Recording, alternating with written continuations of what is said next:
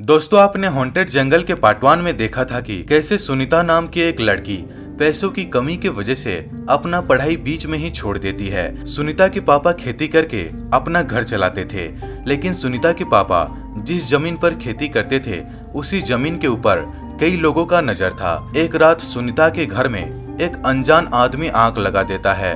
उस आग दुर्घटना में सुनीता का आधा शरीर जल जाता है, लेकिन कई सारे डॉक्टर्स को दिखाने के बाद सुनीता तो ठीक हो जाती है, लेकिन उसका आधा जला हुआ चेहरा ठीक नहीं होता और इसी वजह से सुनीता खुदकुशी करने के लिए जा रही होती है। तभी सुनीता को तालाब के पास एक औरत दिखाई देती है जो कि काला जादू कर रही होती है। सुनीता जैसे ही डर के मारे भाग रही होती है, तभी वो औरत सुनीता को रुकाकर कहती है, अगर तुम मेरी बात मानोगे तो तुम्हारा चेहरा ठीक हो जाएगा। उसके बाद से सुनीता उस औरत की बात मानकर काला जादू करने लगती है और गांव के जवान लड़कों को अपने बस में करके बलि देती है। दोस्तों, अगर आपने हॉन्टेड विलेज का पार्ट 1 नहीं देखा है तो जरूर देख लीजिए, नहीं तो ये कहानी आपको समझ नहीं आएगा।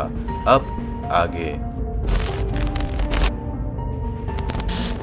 गांव में बहुत से जवान लड़के गायब होने के बाद गांव वालों ने शहर के पुलिस स्टेशन में जाकर कॉम्प्लेन किया, लेकिन एक भी पुलिस वाला गांव वालों की बातों के ऊपर ध्यान नहीं दिया।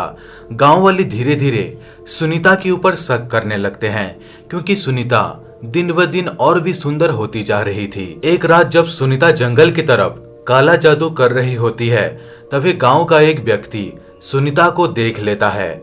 सुनीता गांव का उस व्यक्ति को देखकर भागने लगती है। तभी वो गांव का व्यक्ति सुनीता का पीछा करने लगता है। तभी अचानक से सुनीता गायब हो जाती है। अगले दिन सुबह गांव का वो व्यक्ति गांव में सबको बता देता है कि सुनीता काला जादू कर रही थी। ये बात सुनकर सारे गांव वाले सुनीता को फांसी लगाने के लिए ले जाते हैं। सुनीता के पापा गांव वालों को बहुत समझाने का कोशिश करते हैं कि मेरी बेटी काला जादू नहीं करती, लेकिन गांव वाले सुनीता के पापा का एक भी बात को नहीं सुनते। उसके बाद सारे गांव वाले मिलकर सुनीता को गांव के बीचों बीच फांसी लगा देते हैं। घटना के 12 दिन बाद गांव वालों के मुखिया का बेटा गायब हो जाता है। गांव वाले मुखिया का बेटा को बहुत ढूंढने की कोशिश करते हैं, लेकिन वो कहीं पर भी नहीं मिलता। अगले दिन मुखिया के बेटे का मृत शरीर गांव के एक पुराने कुएं पर मिलता है। देखने पर ऐसा लग रहा था कि कोई मुखिया के बेटे का शरीर को 2 हिस्सों से काट दिया है। ये देखकर सारे गांव वाले बहुत डर जाते हैं। इस घटना के कुछ दिन बाद गांव वालों को कुछ ऐसा डरावना मंजर देखने को मिला, जिसे देख सारे गांव वाले थर थर कांपने लगे।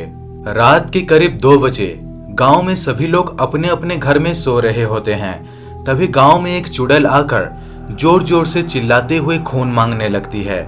सारे गांव वाले उस चुड़ैल की आवाज सुनकर बहुत डर जाते हैं और डर के मारे कोई भी घर से बाहर नहीं निकलता। अगले दिन सुबह गांव के बीचों बीच एक व्यक्ति का मृत शरीर दिखाई देता है। उस व्यक्ति का मृत शरीर देखने पर ऐसा लग रहा था कि उस व्यक्ति के शरीर के अंदर एक बूंद भी खून नहीं है। ऐसा लग रहा था कि मानो कि उसके शरीर का सारा खून कोई पी गया हो। सारे गांव वाले इस घटना से बहुत डरे हुए होते हैं। एक दिन सारे गांव वाले मिलकर एक तांत्रिक को बुलाते हैं। उस तांत्रिक को बुलाने के बाद वो तांत्रिक कहता है कि ये किसी और की आत्मा नहीं, सुनीता की आत्मा है, जो कि सारे गांव वालों को मारना चाहती है। उसके बाद वो तांत्रिक सुनीता की आत्मा को अपने शक्ति के जरिए एक बक्से में बंद कर देता है और उस बक्से को लेकर पुराने कुएं पर फेंक देता है।